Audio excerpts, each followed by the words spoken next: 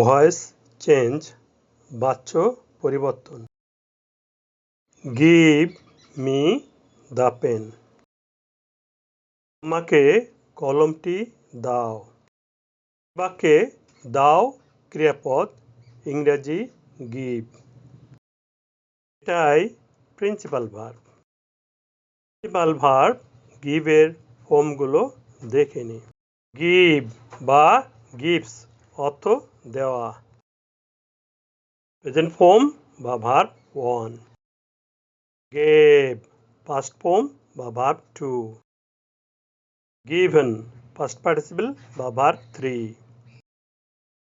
দিবে তুমি বা ইউ সাবজেক্ট।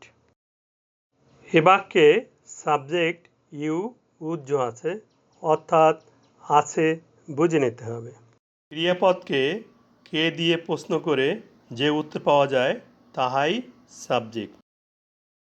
সেন্টেন্সের প্রথমে সাবজেক্ট ইউ উজ্জ থাকায় এটি অ্যাক্টিভ ভয়েস এবং ইম্পারেটিভ সেন্টেন্স। বাক্যে সাবজেক্ট ইউ উজ্জ থাকে সেটি ইম্পারেটিভ সেন্টেন্স হয়। সাবজেক্ট ইউ উজ্জ থাকায় বাক্যের প্রথমে ভার্ব গিভ বসেছে। কি দিবে? কলমটি বা দ্য পেন বস্তুবাচক অবজেক্ট। ক্রিয়াপদকে কি দ্বারা প্রশ্ন করে যে উত্তর পাওয়া যায় তাহাই বস্তুবাচক অবজেক্ট। কাকে দিবে? আমাকে বা মি ব্যক্তিবাচক অবজেক্ট। এখন অ্যাক্টিভ ভয়েসকে প্যাসিভ ভয়েস করব। ইম্পারেটিভ সেন্টেন্সের প্যাসিভ ভয়েসের গঠন let plus object plus be verb plus verb 3 plus object 2 plus ব্র্যাকেটের ভিতরে সাবজেক্ট ফুল স্টপ। এখন গঠন অনুসারে ইম্পারেটিভ সেন্টেন্সটিকে প্যাসিভ ভয়েস করি। গঠন অনুসারে বাক্যের প্রথমে লেট বসবে, লেটের পরে অবজেক্ট বসবে। অবজেক্ট পাচ্ছি মি এবং দ্য পেন। লেটের পরে দ্য পেন বসাই। এরপর বি ভার্ব বসবে।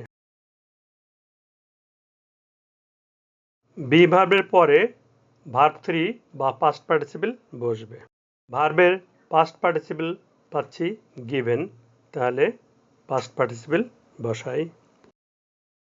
পরে দ্বিতীয় অবজেক্টটি বসবে। পরে প্রিপোজিশন বাই বসবে। এখন সাবজেক্ট ইউ এর কেসগুলো দেখে নিই। নমিনেটিভ কেস ইউ, ইউ অর্থ তুমি। ইউ এর অবজেক্টিভ কেস ইউ অর্থ তোমাকে। প্রিপোজিশন বাইয়ের পরে ইউ এর অবজেক্টিভ কেস ইউ এসে বসবে। যেহেতু সাবজেক্ট ইউ উজ্জ ছিল এই জন্য বাই ইউ ব্র্যাকেটের ভিতরে রাখতে হবে। এরপর ফুল স্টপ বসবে।